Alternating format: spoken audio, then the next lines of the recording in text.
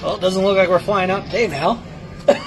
যুক্তরাষ্ট্রে আমেরিকান এয়ারলাইন্সের একটি বিমানে ভয়াবহ অগ্নিকাণ্ডের ঘটনা ঘটেছে। আগুন লাগার সময় ফ্লাইটটির ভেতরে ক্রু সহ 178 জন আরোহী ছিলেন এবং তাদের সবাইকে নিরাপদে সরিয়ে নেওয়া হয়েছে। অগ্নিকাণ্ডের ঘটনায় আতঙ্কে যাত্রীদের অনেকেই বিমানের ডানার উপরে চলে আসেন। এই ঘটনায় 12 জন যাত্রীকে হাসপাতালে নেওয়া হয়েছে।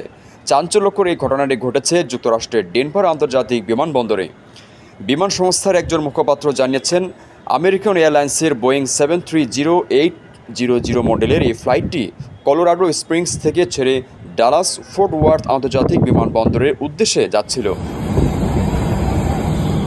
তবে পরে বিমানটিকে ডেনভারের দিকে ঘুরিয়ে দেওয়া হয়।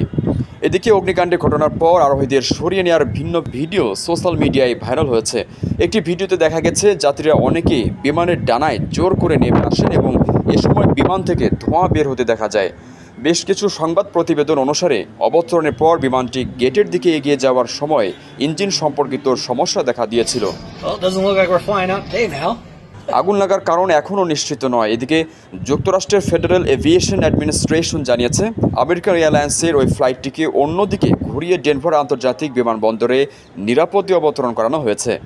পৃথক প্রতিবেদনে বার্তা সংস্থা এপি জানিয়েছে, এই ঘটনায় 12 জনকে হাসপাতালে নিয়ে যাওয়া হয়েছে। তাদের সকলেরই আঘাত সামান্য। রেমিটেন্স যোদ্ধাদের ঢাকায় বিশেষ ছাড়ে রেডি ফ্ল্যাট দিচ্ছে শতভাগ বিশ্বস্ত ও নির্ভরযোগ্য প্রতিষ্ঠান প্রবাসীর সিটি।